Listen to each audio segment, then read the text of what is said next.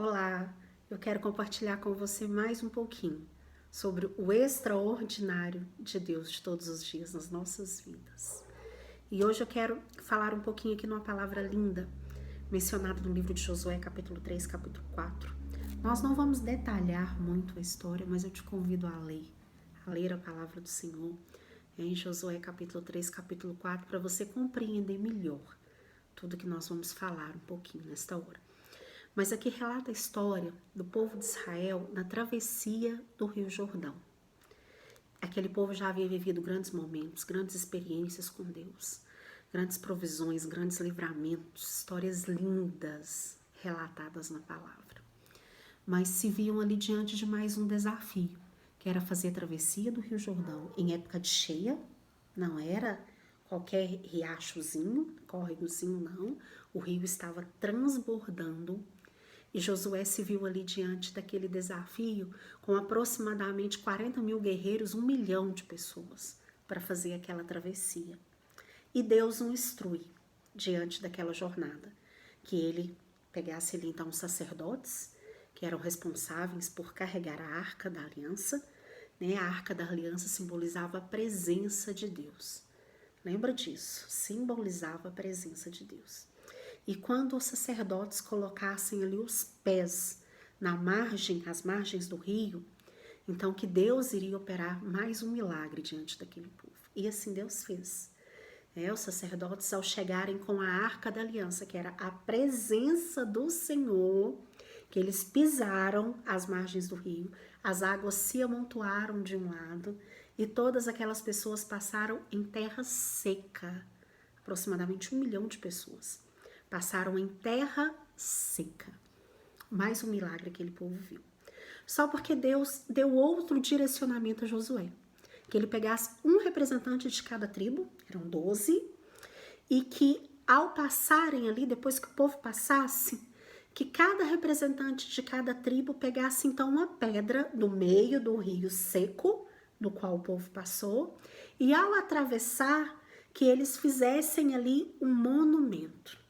Para não ficar nas minhas palavras, capítulo 4.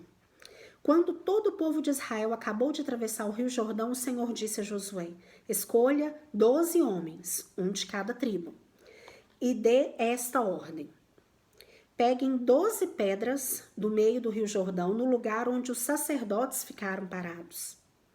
Levem essas pedras e coloquem onde acamparem hoje à noite. Isso até o versículo 3. Versículo 6. Essas pedras ajudaram o povo a se lembrar daquilo que o Senhor tem feito. Da mesma maneira que a Arca da Aliança simbolizava a presença de Deus, nós percebemos na palavra várias outras simbologias, tipo a ceia do Senhor mesmo. Vários outros símbolos que Deus traz a nós para que nós possamos lembrar dos feitos dele. Ou seja, traga à sua memória aquilo que te traz esperança. É isso que o Senhor queria com esse povo. Porque mais aqui adiante, no restante do capítulo, é relatado o que o Senhor queria com isso. Era que quando os filhos daquele povo perguntassem, que eles tivessem o que contar aos seus filhos. Nós tiramos tantas lições dessa palavra, coisas incontáveis para as nossas vidas nós tiramos dessa palavra. Primeiro, que onde a presença do Senhor chega, o cenário muda. O rio estava cheio, era impossível que aquele povo atravessasse. Imagino que ali tinha muitas crianças, tinham idosos, com bagagens, com animais. Precisava ser feita aquela travessia, eles precisavam atravessar. E Deus ali abriu, mais uma vez, Deus moveu, Deus se revelou. E não é diferente para conosco. Quando nós colocamos a presença de Deus nas nossas adversidades, o cenário muda. Os rios se abrem em nosso favor. Mas nós não podemos nos esquecer dos feitos do Senhor. Aquelas pedras, aquelas 12 pedras que se tornaram um monumento para que eles pudessem trazer à memória aquilo que lhes trouxessem o quê? Esperança. Então eu te convido nessa hora, eu te desafio nessa hora. Traga à sua memória aquilo que te traz esperança.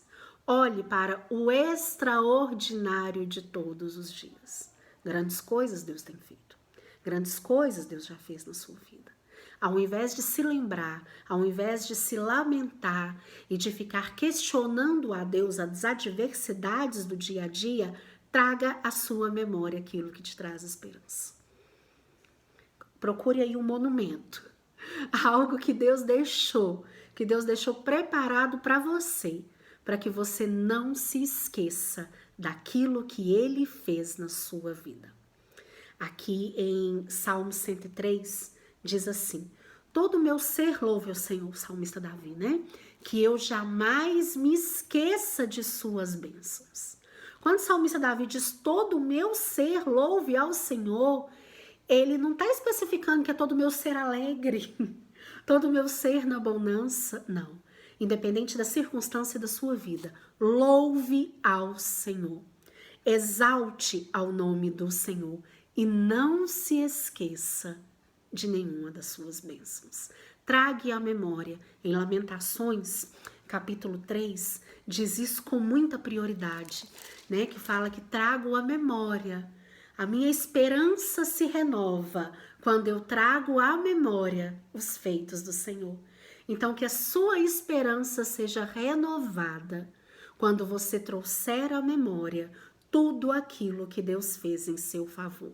Porque se você avaliar, você vai descobrir que incontáveis são as bênçãos do Senhor em sua vida. Viva o extraordinário de todos os dias para que o Senhor te entregue o grande. Que Deus te abençoe.